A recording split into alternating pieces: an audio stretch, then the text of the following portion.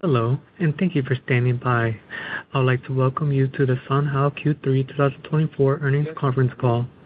At this time, all participants are in listen-only mode. After the speaker's presentation, there will be a question-and-answer session. To ask a question during the session, you will need to press star 11 on your telephone. You will then hear an automated message advising your hand is raised. To withdraw your question, please press star 11 again. Please be advised that today's conference is being recorded. I would like to turn the conference over to Scott Smith, Head of Investor Relations. Please go ahead. Good afternoon, and thank you for joining our third quarter 2024 conference call. With me today is our CEO, Keyvan Mohajer, and our CFO, Nitesh Sharan. We'll begin with some short remarks before moving to Q&A. We would also like to remind everyone that we'll be making forward-looking statements on this call. Actual results could differ materially from those suggested by our forward-looking statements. Please refer to our filings with the SEC for a detailed discussion of the risks and uncertainties that could affect our business, and for discussion statements that qualify as forward-looking statements. In addition, we may discuss certain non-GAAP measures.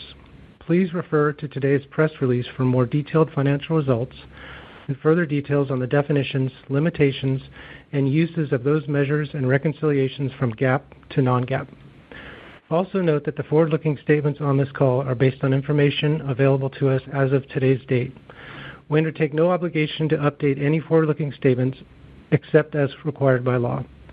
Finally, this call is being audio webcast in its entirety on our Investor Relations website. An audio replay will be available following today's call. With that, I would like to turn the call over to our CEO, Keyvan Mohajer. Please go ahead, Keyvan. Thank you, Scott, and thank you to everyone for joining the call today.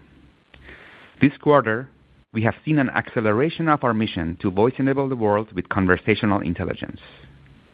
We have extended our AI agent customer service offering into hundreds of more brands. We are seeing strong demand across all businesses. We increased revenue by 89% year over year and exceeded $25 million in a quarter for the first time ever. We achieved a run rate of over 6 billion queries annualized, up over 100% year over year. And that's excluding the impact of our recent acquisition. We are thrilled to be setting records. While we are seeing massive success in our business, our vision has not wavered. We are pioneering the business evolution of AI founded on our two predictions. First, voice is becoming the preferred way for users to interact with billions of devices and is finally meeting the science fiction quality expectations. Users are adopting it enthusiastically, and product creators can embrace it with just a small, inexpensive microphone and a partner like SoundHound. Second, AI customer service will become as necessary to all businesses as Wi-Fi and electricity. And thanks to the incredible strides voice AI has made in recent years, we believe users will prefer to have their questions and transactions handled by a consistent, accurate conversational AI agent than by a human. SoundHound is a leader in enterprise conversational AI, and we are reaching scale as a pure-play AI software company, significantly expanding into new verticals with our AI agent customer service solutions, which are embedded deep in hundreds of enterprise brands. Moreover, our swift expansion is into end markets that are projected to grow massively over the coming years. So not only are we growing fast, but the markets we operate in are also growing fast. And just as exciting, our broader addressable market is also expanding rapidly. The business in the third quarter demonstrated our incredible scale. We are building an ecosystem with customers and partners that are increasing their usage of our technology. The breadth of our portfolio is growing, and we have seen a massive shift in the way businesses are talking about AI. For most companies, AI adoption is no longer an exploration within their innovation budget. It is a mandate. We are in a position of strength and building a moat with our integrations and arbitration engine across multiple LLMs. And most importantly, our biggest differentiator is our technology, which is becoming more penetrated in the market with more businesses, more consumers, and a growing ecosystem of partners. Our AI agents for customer service now span multiple industries and offer solutions that drive efficiencies for companies by improving both employee and customer experience. For employees, we have best-in-class agent-led HR and IT solutions, And for companies looking to deliver the very best experience to customers, our AI agents are able to answer queries and initiate all kinds of transactions. This is substantiated by the customers we work with. For example, Aeromexico, American Heritage Credit Union, Aviana Healthcare, BNP Paribas, Hoffman Financial Group, Nordic Bank, Resorts World Las Vegas, and Sterling National Bank, among hundreds of others. We also work with financial services organizations of all sizes, from regional banks to credit unions to 7 out of top 10 financial institutions globally. These customers are using our AI agents for a variety of tasks, from flight booking to bank transfer to health queries, hotel reservations, and on and on. Our automotive portfolio continues to grow, and we are seeing strong traction in the EV space. We won a large deal with a new and up-and-coming EV OEM in the Middle East this quarter. In total, we have signed 4 EVs, and 2 of them already have our technology live on the road. We continue to show momentum with Stellantis in various markets, but more importantly, 7 of their brands have now rolled out our generative AI-enhanced digital assistant, SoundHound Chat AI, with Lancia in Europe being the latest. This technology was a first-of-its-kind solution, leveraging the strength of generative AI to delight drivers and increase usage of voice technology within the car. This has been driving strong usage growth over the past 2 quarters now. Our technology has broken through, and we are seeing tremendous interest with other brands that we hope to announce very soon. We've also won new partnerships that increase our presence in the Chinese market in a substantial way. We have partnered with Dane Tech, one of the leading Tier 1 software suppliers to automotive manufacturers in China. Additionally, we are beginning another partnership with one of the largest Chinese multinational technology companies in the world, supporting their focus on China's accelerating automotive industry. This is another great accomplishment for our team as we continue to increase our reach globally. And this quarter, we also grew within the Indian market. We signed a new deal with VE Commercial Trucks, a joint venture between Volvo and Eicher, to provide them voice AI assistance. Also, we further expanded our partnership with Kia, adding additional Hindi language capabilities to several models. And there is more to come. In a phased manner, we plan to roll out many more languages, such as Bangla and Punjabi. Moving on to our AI agent customer service portfolio. I'm very pleased with the way we have grown this business over the course of this year, winning new logos organically, expanding with existing customers, growing our ecosystem of partners, and making smart acquisitions. We have now expanded our enterprise customer brands deep into some major industries like financial services and healthcare, among others. And we see opportunities in our pipeline for new verticals such as energy and going deeper into retail. Channel and broader technology partnerships are also critical as we build out our ecosystem. We work with Deloitte, Epic, EXL, Fujitsu, General Dynamics Information Technology, Jack Henry, Kyndryl, NICE, Oracle Cerner, and ServiceNow, among others, making our world-class technology available to a whole host of businesses across a range of verticals. We have 2 robust offerings for enterprise AI. First is a sophisticated omni-channel conversational AI solution that allows our customers to power seamless phone and chat experiences for their customers. The second is an AI automation offering that helps enterprise IT leaders manage, resolve, and document thousands of events in their IT infrastructure to dramatically speed resolution time and lower labor costs. It also uses generative AI to build automations and address issues when or before they happen. We often see the opportunity to sell both of these solutions to the same customer, and having this comprehensive full package offering makes us the partner of choice for many enterprise brands. I wanted to call out a few critical wins we signed this quarter with our AI agent solutions for enterprises. In telecom, Telefonica renewed for another 2 years, further expanding our strong relationship with them in South America with opportunities to expand further. In healthcare, MUSC Health was signed to deploy an AI agent powered by SoundHound AI's Amelia patient engagement solution to enhance patients' access. In insurance, Together with EXL, a trusted partner to offer solutions in insurance, we secured a deal to work with Transamerica. In banking, Truity Credit Union also chose us, adding to our growing number of credit union customers deploying consumer banking. In retail, Tourette signed with us to improve the shopping experience for its popular fashion brand. In government and military, together with General Dynamics Information Technology, we renewed a federal government contract within a branch of the U.S. military. Finally, one of the largest multinational payment card services companies in the world renewed for another 3 more years. Those are some great wins with our enterprise AI agent offering, but we are also excited about our opportunity for SMBs with Smart Answering. This low-touch, highly scalable offering is seeing a strong and growing pipeline that includes individual brands with over 1,000 locations. We estimate this massive TAM to be over 30 million businesses just in North America alone. We have solutions to cover the market from SMBs to enterprise across a growing number of industries, so the opportunity in front of us is very exciting. For restaurants, we continue to expand our offering across drive-thru, phone ordering, and supporting their staff with Employee Assist. Our drive-thru solutions continue to penetrate new brands and expand with existing ones. While our customers realize efficiencies during the ordering process for their customers, what they are also excited about is the upsell per order our solution is creating for them. We power the AI drive-thru for Panda Express in dozens of locations in multiple states and continue to add new locations. We also just went live with Church's Texas Chicken, and the feedback from the restaurant staff is incredible. They are delighted with how much faster they're able to accept orders.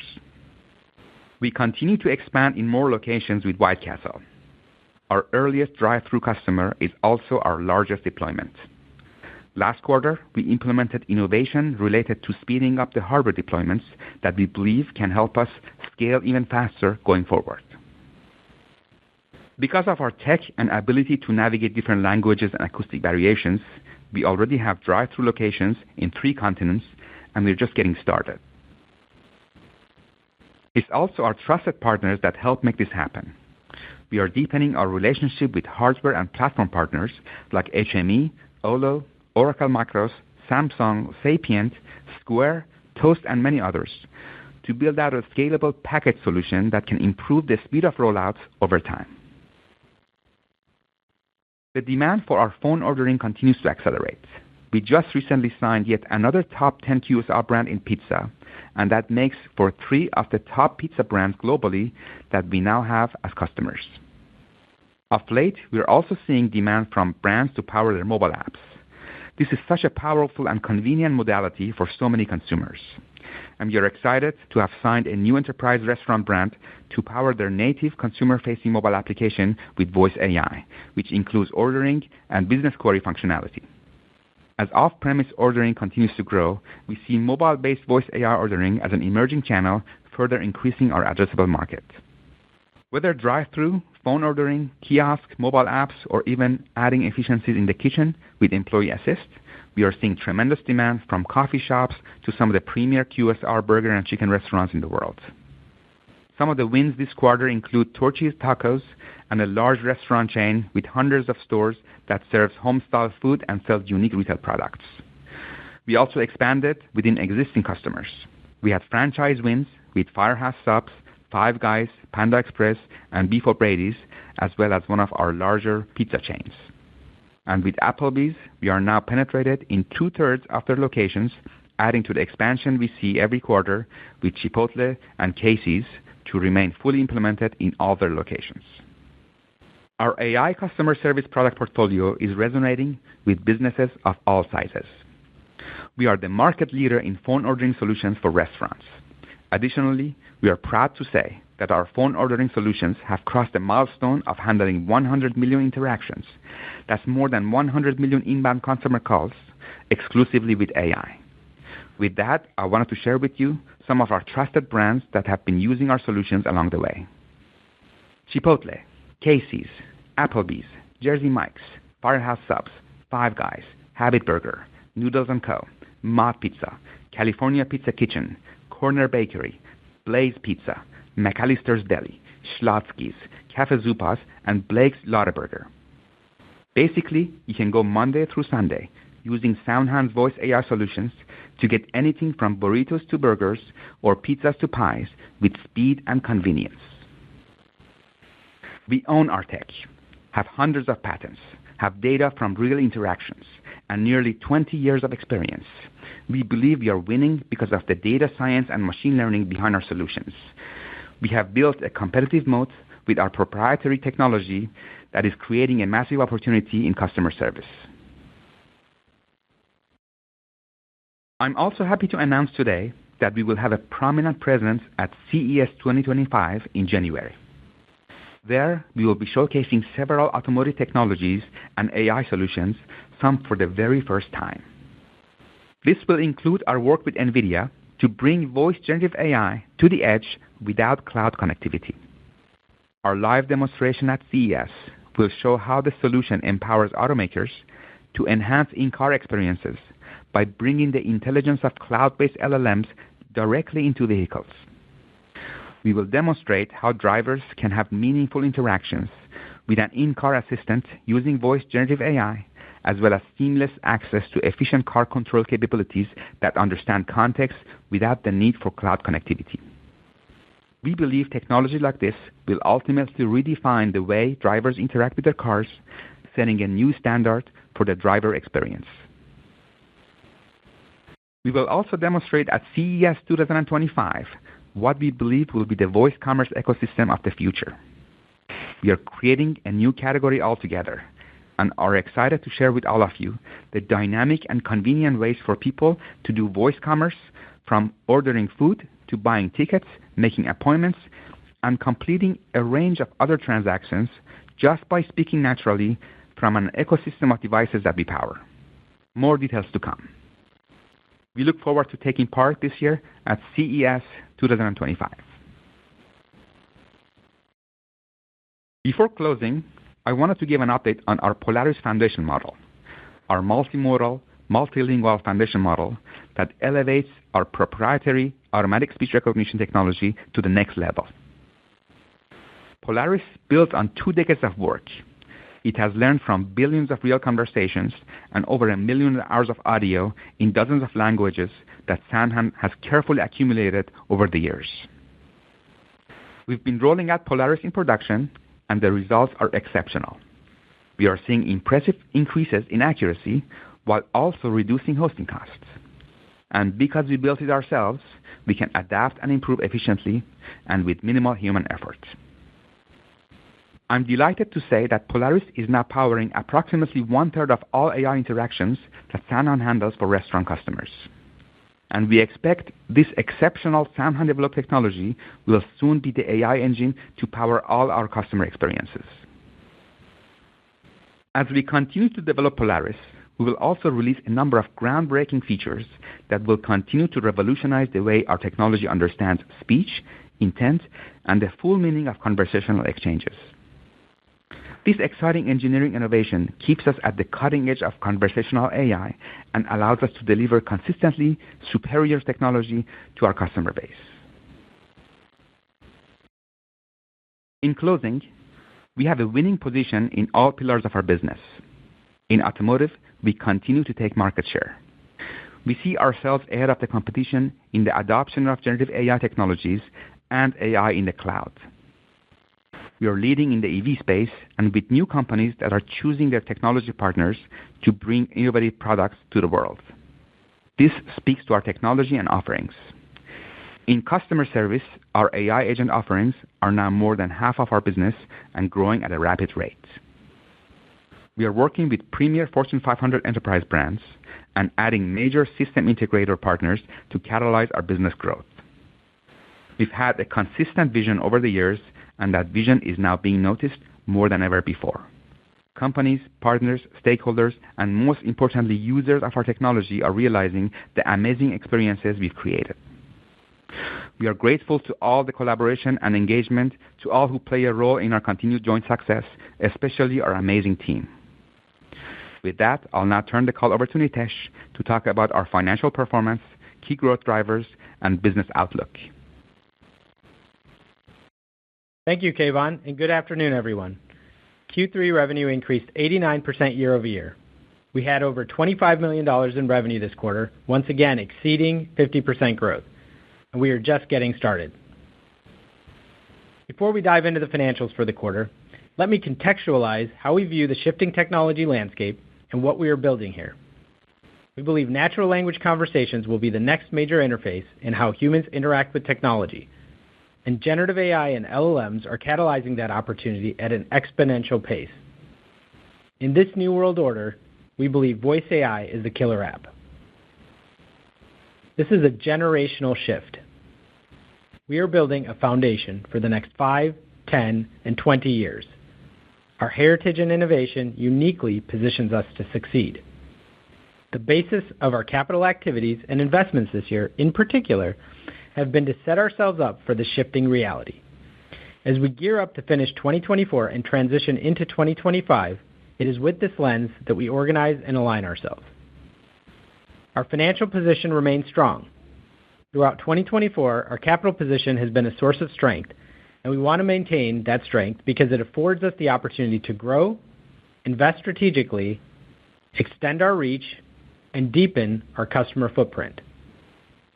Our cumulative subscriptions and bookings backlog metric is a measure of customer activity and gives value to our current customer contracts. It continues to grow as we further deepen our automotive partnerships and scale the restaurant business. Excluding the Amelia acquisition, it is double what we reported in the prior year period again this quarter, and its inclusion substantially increases our enterprise customer base. The Amelia team utilizes their own measure of bookings, and we are midstream in aligning all our key metrics. Suffice to say, this expansion into financial services, banking, healthcare, insurance, and more is a meaningful broadening to our customer portfolio and book of business. As one quick measure, if we combined on a like-for-like basis this metric across the full enterprise, we would now be talking about a customer metric in excess of $1 billion, and with the duration of approximately 6 years. That said, when we report our annual results early next year, we will share more on the most appropriate metrics to describe how we are making progress collectively and comprehensively. With that, let me now discuss our third quarter financials in more detail.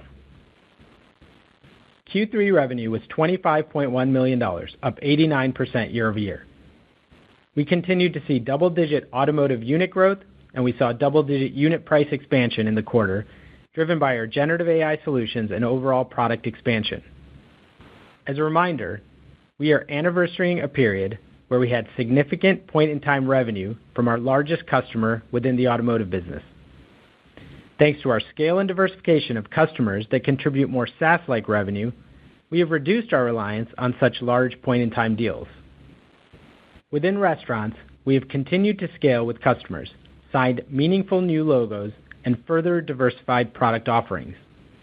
We now count 7 of the top 20 quick service restaurants as customers. The quarter also benefited from the acquisition, and at a company level, we have a much more diversified customer geographic and industry base. One key measure of that is customer concentration.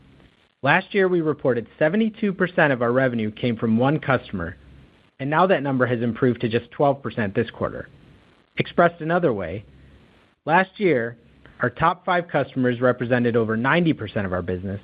This year, our top 5 comprises less than a third. This was an area of risk highlighted by investors in the past, and so it seemed important to emphasize the tremendous diversification we have experienced over the past 12 months. In Q3, our gross margin was 49%, down year-over-year due to the impact of the business mix from recent acquisitions, which we expect will deliver significant value over time.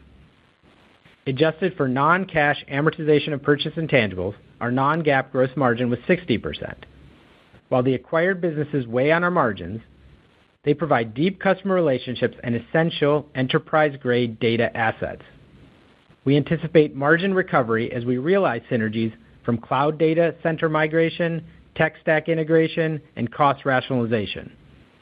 Additionally, meaningful reductions in inference costs provide a favorable tailwind for our deployments.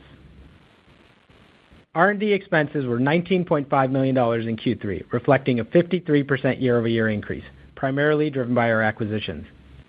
We are committed to delivering innovative products that exceed our customers' expectations and that enhance their experiences. Our focus includes advancing our voice AI engines, integrating leading LLM architectures to elevate our offerings, and investing in high-impact innovations such as the Polaris initiative, which, as Keyvan mentioned, is an exciting breakthrough not only for SoundHound, but for the industry as a whole. With efficient model training as a priority, we are well-positioned to pioneer next-generation solutions that push boundaries and deliver measurable results. Sales and marketing expenses were $8.4 million in Q3, an increase of 87% year-over-year. The increase is primarily due to the impact from acquisitions. This quarter, we also continue to invest in go-to-market, both across restaurants and automotive, and both indirect and direct. Our emphasis continues to be in demand generation, lead generation, and improving close rates with speed and efficiency. G&A expenses were $17 million in Q3, an increase of 146% year-over-year. The increase is primarily due to acquisitions, in particular related to transactional costs that are one-time in nature. Note that these are excluded from adjusted EBITDA and non-GAAP earnings. The increase in G&A also continues to reflect growing investments in system and process improvements and enhancements to internal controls, ultimately to drive better standardization and cost efficiencies. Non-cash employee stock compensation was $9.1 million, and non-cash amortization of intangibles was $5.1 million in Q3. As a result, our operating loss for Q3 was $33.8 million. OI&E was a positive $1.5 million for the quarter. This includes the interest expense of $1.1 million on our debt. We also had a one-time benefit on the tax expense line of approximately $11 million related to the release of valuation allowances related to the Amelia transaction. Note that this one-time benefit is excluded in our reported non-GAAP metrics. Net loss was $21.8 million in the quarter. GAAP net loss per share in Q3 was 6 cents. Adjusting for non-cash acquisition-related amortization of purchase intangibles, fair value adjustments, M&A transaction costs, stock-based comp, and other non-cash items, our non-GAAP EPS loss was 4 cents in the quarter. Adjusted EBITDA was a loss of $15.9 million in Q3. The year-over-year increase was driven primarily by strategic acquisitions and growth investments we have been making in the business. Our cash and equivalents as of September 30th was $136 million, and we have $39 million of debt that remains outstanding from our most recent acquisition. Last week, we announced a new at-the-market equity program. We have utilized ATMs previously to provide capital flexibility and improve our balance sheet. The current outstanding debt has a roughly 15% annual cost, so we believe there are economic savings to achieve.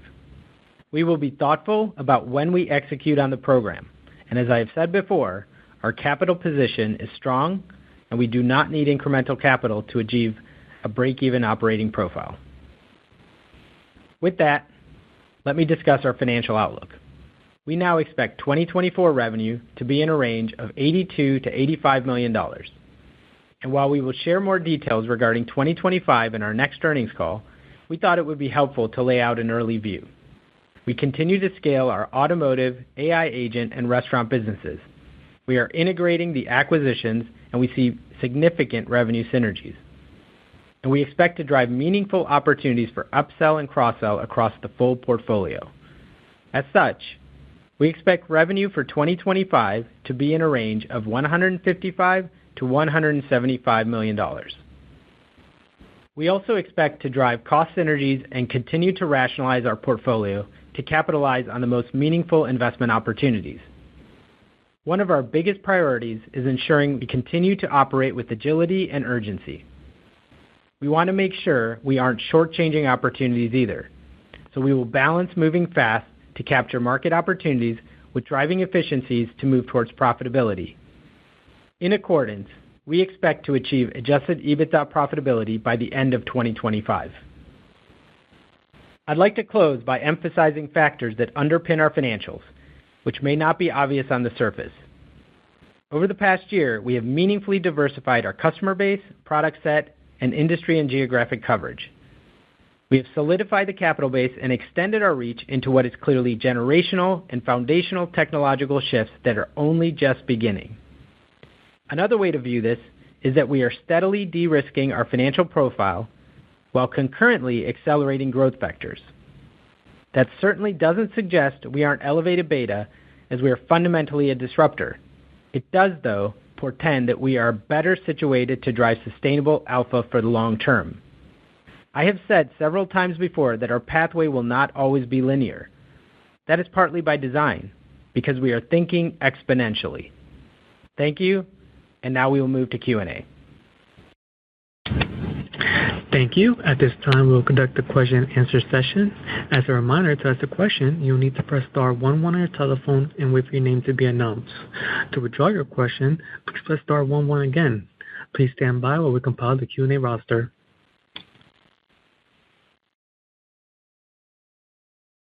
Our first question comes from Gil Luria of D.A. Davidson. Your line is now open.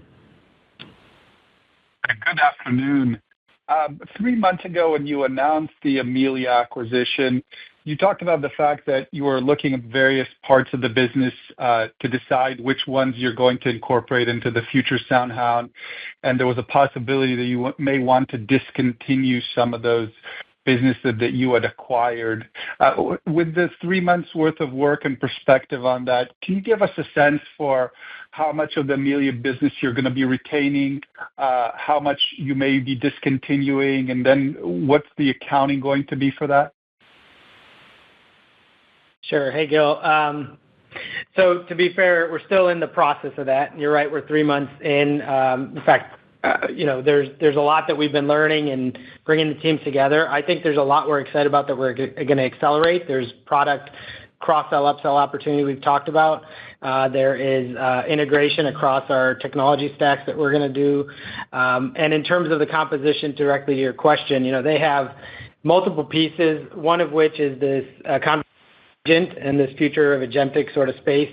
They have real integrations that we're going to accelerate, and that's one we absolutely will keep. High margin, deep integrations, conversations with customers. I think we talked about also last time where one of the big areas they saw a lot of opportunity was voice enablement with our own proprietary tech and sort of displacement of third parties. That is an area absolutely we will double down on and grow, and highly excited about that. There's another sort of maybe more employee-facing capability. They have a solution called AI Ops. That's one where we're probably going to double down and accelerate investment in, and we think that gets us deeper into many of those enterprise brands where we can provide full suite solutions in employee-facing conversations, customer-facing conversations. The two pieces we talked about previously that we're sort of still admittedly in contemplation around what's the future hold. One is professional services. The second is related to what I'll just call escalation support, pass-through support.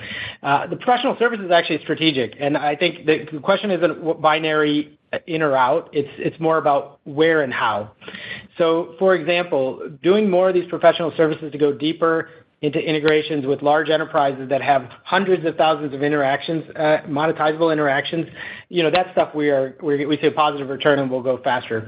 What we want to do over time is standardize that so that you're not really every deployment doing more and more professional services that are at a lower margin clip. But that is going to be a journey, and quite openly, we probably don't have the full answer for you, but over time in the coming quarters, we'll definitely share progress. On the escalation support, that is lower margin today, and the question is, we really benefit from the direct customer connection. We benefit certainly, which is probably an understated value proposition, of the enterprise-grade data assets that come with that, and how we can quickly refine and automate our models to improve ultimate delivery for customers. So that we're already starting out of the gate, learning, growing. We believe that business probably will become less, but it will also become more automated. So, I don't have a precise number on what the puts and takes are. We gave a bit of a range next year because we probably still need to keep going through this exercise. A lot of it is going to end up being, in some sense, industry by industry and customer by customer. But I think ultimately, if I lift that answer up a bit to something I've said previously, which is, look, we want to be the profile we are, a software business. we think that, deploying bits and bytes is much easier. We're certainly in some of our parts of our business outside of the Amelia question you asked, but certainly in the restaurant side where tight integration with hardware deployment, scales, drive-throughs, those are the things we want to look at to be faster. But these are the conversations that are happening every day here. And so we're going to actively every quarter try to give you an update. But hopefully that gives you a little bit of flavor of how we're thinking through things. Yeah, appreciate it. And then the second question, I'd like to talk about the technology. If you're talking about a foundational model, could you help us understand how you benchmark that model and what the important benchmarks are? How many parameters was it trained on? How big of a cluster of GPUs? What specific benchmarks and what other models are you comparing it to assess how much it can contribute to making your products better? Yeah, I'll take that one. Thank you for the question. So we've been building models for almost 2 decades, and we have a ton of data. We have data for training, we have data for evaluation, and there are standardized tests out there. But we also have more difficult tests from real life interactions that is actually an asset to give us a better indication of our performance. We have speech recognition benchmarks, and then we have natural language understanding benchmarks. Speech recognition, the benchmark is usually word error rate, and there's also latency and speed. We beat. There are not that many companies actually that provide speech recognition. We are one of the few that has that technology in-house. And generally, we consistently beat the big tech in accuracy and speed when it comes to speech recognition. And then in terms of natural language understanding, there has been a shift with LLMs. It used to be, you would measure, intent recognition and so on. Now we are measuring hallucination because LLMs really always understand, but sometimes they understand incorrectly. If you look at what OpenAI does, they're one of our vendors. We have our own tech. We use other tech. We arbitrate across LLMs. But what OpenAI does is they put their innovation in front of users in their consumer-facing apps, and it can work mind-blowingly, amazingly, let's say 70-80% of the time. And if it doesn't work 20%, 30%, that their audience is forgiving because their audience is getting a glimpse of what the future looks like. But our audience is not forgiving. You cannot be 20-30% hallucination when you're providing an AI agent for an enterprise. So we spend a lot of time bringing our own IP into the equation and our own innovation to the equation to reduce that hallucination. So our goal is 100%. And SoundHound really shines in that area because of the experience and the data that we have. You asked about GPU costs. So again, we've been building models for almost 2 decades. We have spent a ton collecting data and building models. So if you compare us to a company that's just starting, they have to go and raise hundreds of millions of dollars to get started. That investment is already accumulated for us. But we are increasingly spending more on GPUs to iterate on the models that we have. Got it. Thank you very much. Thanks, Joe. Thank you. One moment for our next question. Our next question comes from the line of Scott Buck of H.C. Wainwright & Co. Your line is now open. Hi, good afternoon, guys. Thanks for taking my questions. First one, I want to say I appreciate the breakout by kind of industry vertical that you included in the release. But I'm curious, as you look towards 25 and the opportunities within each one of those, what your capacity looks like and maybe how you're moving or allocating resources between restaurants and kind of broader retail or auto. Any kind of color you could provide there would be great. Sure. Thanks, Scott. So we do see a lot of opportunity, and we are seeing, our long history of building and scaling our relationships with automotive partners is continuing to grow. We've talked about new partners that we've been adding, particularly on the EV side. EVs can scale faster, by the way, so that gives us confidence. So we want to keep doing that and driving that on the device side. I think where we're really, if I were to marginally kind of go our where we see the outsized pace, we've talked about this, you see this actually in the mix of business, is in our pillar 2 opportunity. And I'll unpack that a bit into the industry dynamics as you're talking about. But more broadly, just our opportunity to take those AI agents and deploy them across our ecosystem of customer service partners. We absolutely expect that again next year to be outpaced growth. So to double click, the restaurant one, it's one that we are very, very excited about. We talked on the prepared remarks here about 7 of top 20 QSRs that we're already working with. Many of these, when we give sort of our indication of scope of opportunity, we talk about the current contracts that we're working with sort of a deployment into tens or hundreds of locations. But the reality is across a lot of those QSR fleets, they have thousands of locations. So we see a lot more unlocking and a lot of time in these restaurants, sort of largely the same menu set. So you get it right, you get to 85 plus order completion rate, you have the structure in place. If it's a drive-through, you've got the hardware packaging all combined, you've got a scalable opportunity. And so, I mean, we've been talking about that one now for several quarters. I think the restaurant opportunity continues to be very, very exciting for us. Certainly now the new industries we talked about, when you get a large enterprise in a large money center bank, for example, or another financial institution, or some of those other enterprise spaces, there's just such high volume that we can continue to extend. And again, here we're doing both employee-facing opportunities as well as customer-facing. So those will continue to be big areas. I mentioned briefly in the prior question about a solution we have internally called AI Ops, so it's integration with the internal tech stack. That is another one that we think we can deepen our roots with customers into IT budgets, and that should allow us to scale and penetrate. If I take a more of a medium-term answer to your questions, I think just generically the healthcare opportunity is one we're very, very excited about. Today we're integrating with several different both insurance companies, but also sort of front-end optometrists, dentists, medical centers, for appointments, for understanding what happened in your report, for getting, there's just a lot more there. It's the largest industry, and more of it, we see the demand. So quite openly, I'd say those are a couple of them, but for us, we're a horizontal platform play. We really believe that we're trying to shift to more and more voice first, natural conversations, but now we have an omni-channel play. And so where we see consumers that can benefit from this, we're going to deploy that. And some of our solutions like Smart Answering actually are easily addressable across industries. So we see a lot of opportunity across restaurants, financial services, healthcare, but frankly, it's about deploying the technology horizontally and getting scale across even more. Great. I appreciate all that detail, Nitesh. My second one on the increased outlook, is it something you're seeing directly from one of the acquisitions? Is it something you're seeing from the legacy business?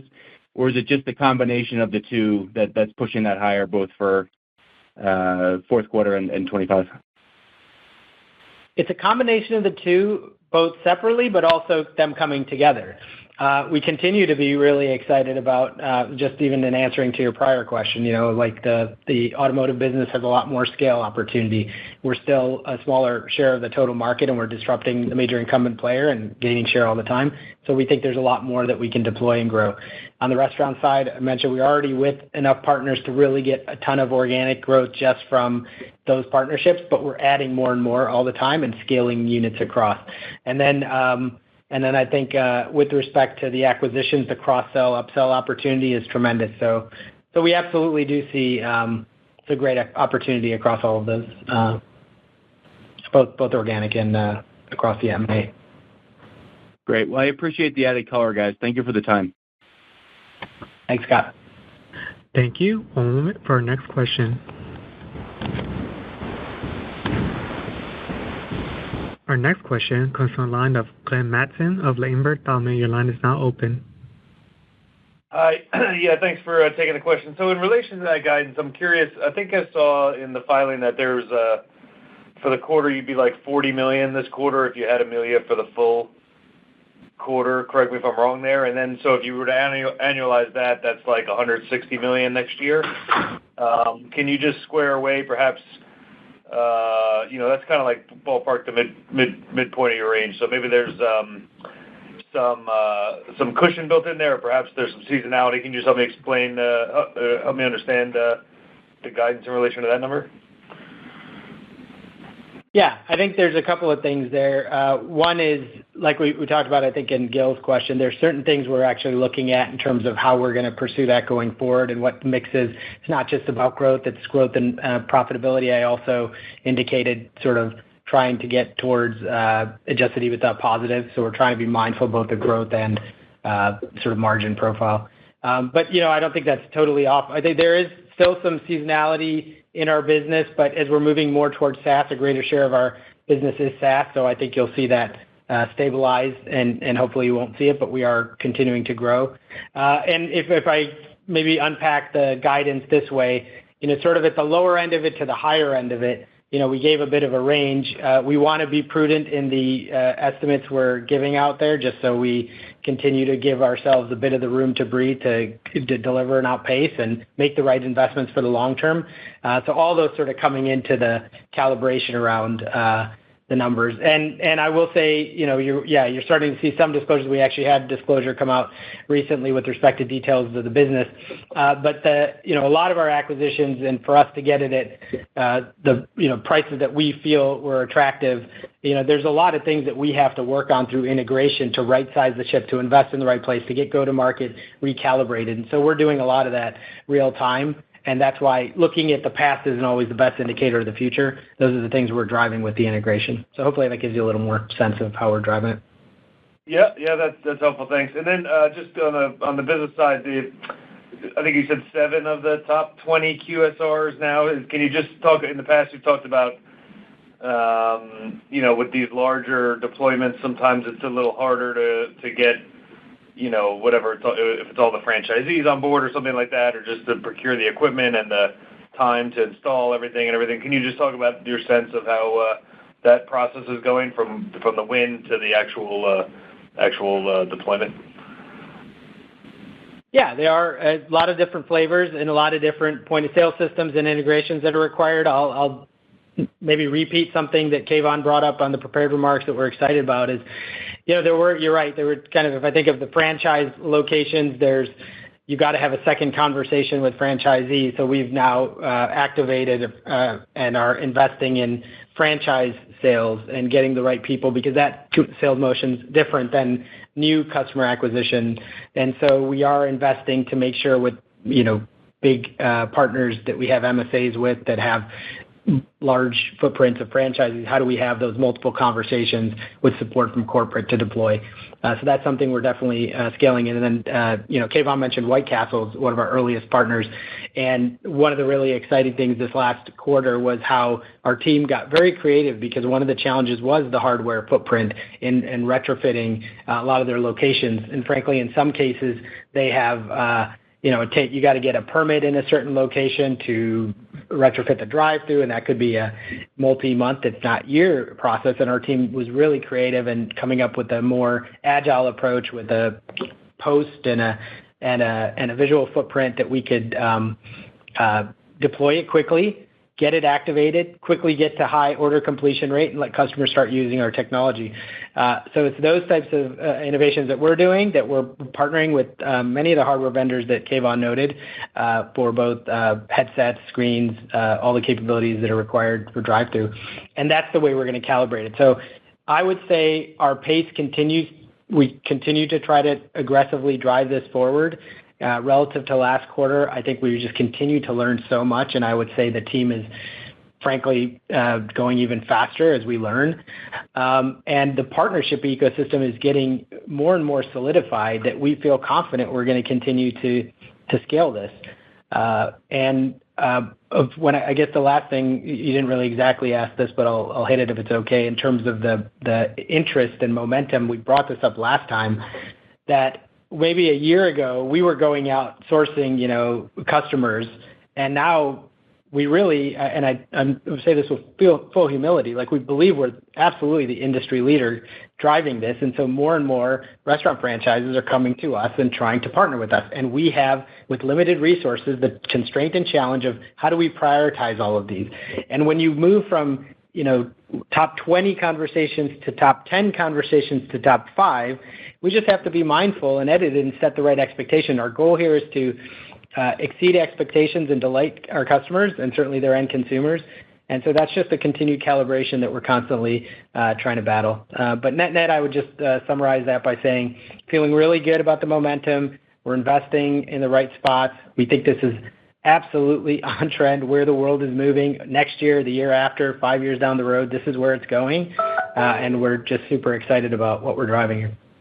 That's very helpful, Nitesh. If I could just squeeze in one quick housekeeping on the backlog. I think you said 2x last year, but I don't remember the figure for last year because you had, you converted to the new backlog number at some point, I think, after that point. Is there a hard dollar you can give us, or just is that the only? Yeah, the reason so last year, as reported, it was in mid 300s, and then you're right, after you normalize it, it's over 400, which I don't think was reported.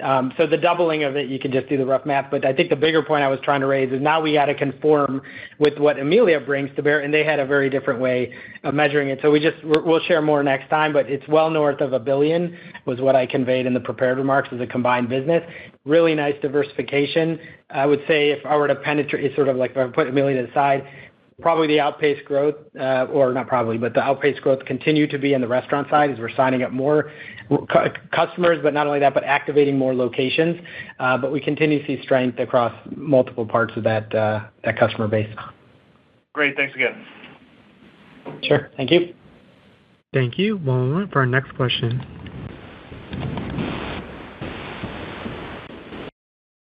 Our next question comes from the line of Leo Carpio of Joseph Gunnar. Your line is now open. Good afternoon, gentlemen. First, congratulations on the quarter. I have a couple of questions. The first question is, what's your M&A appetite?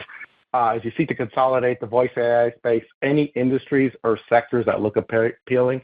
And could you provide a little more color on the energy and retail sector comment? It sounds like you're wanting to explore a little bit more deeper in there. Sure, Leo. Thanks for the question. I'll take the first part of that. I may have mentioned this last quarter, the quarter before. Like, I really believe that having a programmatic M&A muscle is imperative. It's especially in fast-moving industries and quickly calibrating new horizons, which is what we believe we're in with this generative AI, LLM, and conversational AI space. And we've seen the benefits of that, getting really attractive strategic partnerships, Sync3, Allset, Amelia. And we're much stronger as I compare, almost like, each earnings call, when I compare to what we said last time, we're moving so quickly and expanding and growing the business. This is the right thing to have as a toolkit. That doesn't mean that we are dependent on it. That doesn't mean that we're just actively sourcing anything, but we do have a dedicated team, and we have a lot of great banking partners and we have actually, now that we've done a few, we get a lot of companies inbounds that are sending ideas. But we're just judicious. Ultimately for us, we have built and Kayvon and team in particular have built an amazing technological foundation, deep-rooted, hundreds of patents, deep tech stack, innovators. We're constantly pushing the envelope. And the question is, how do we leverage that to go faster? And driving and getting deep customer relationships was one of the major theses this year, and we were able to do that both in restaurants but also into other verticals. So going forward, we'll be mindful. I think we're at a good spot. There's a lot to digest, and there's a lot of work in the integration of the ones we've done. So we also want to be measured and thoughtful about how what we're asking of the teams. So we're not actively, looking, or in dialogue, but we're not also going to close up shop or put our head in the sand. We're going to be actively looking, and the lens we do is not always ultimately M&A. It's to understand who else is out there. There's new players constantly, and who might be good partners, suppliers. There could be a lot of different angles, and so that's just all part of the strategic planning that we do.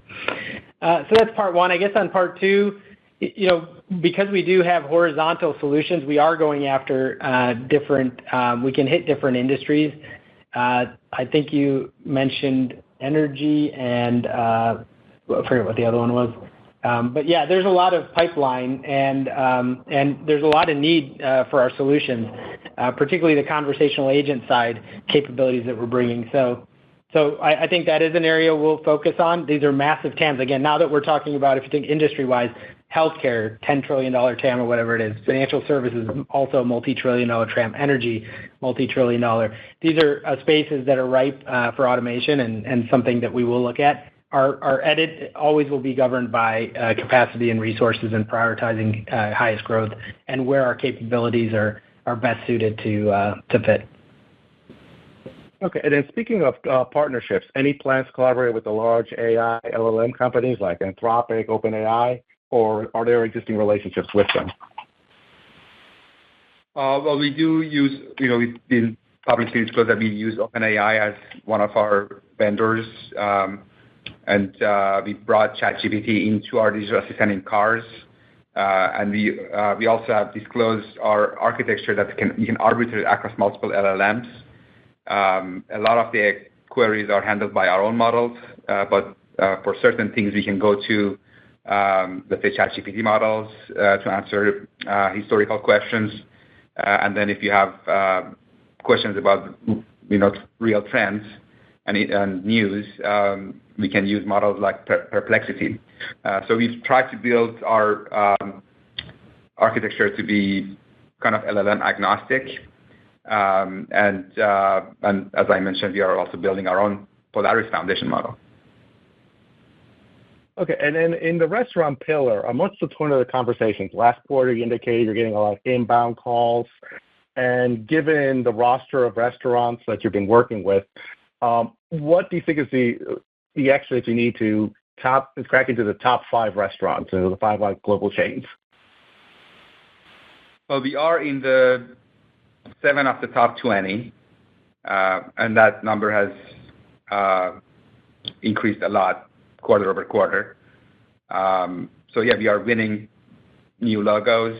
We also believe we are the leader in AI for restaurants. We recently announced that we surpassed processing 100 million inbound calls purely with AI.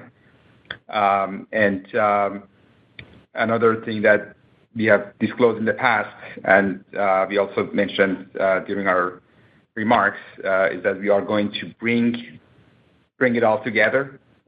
So we power automotive and TV products, and then we power restaurants and now beyond.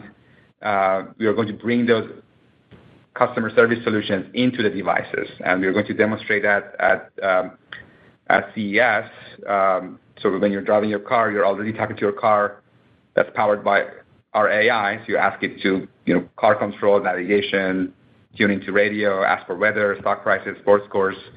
And if you're also powering the drive-through, AI drive-through of the restaurant, why do you actually have to drive to the drive-through and get in line? You should be able to talk to your car, and you talk to the agent of the car. The agent of the car talks to the agent of the restaurant. It's all powered by us, and you can basically place your order in advance before you get there.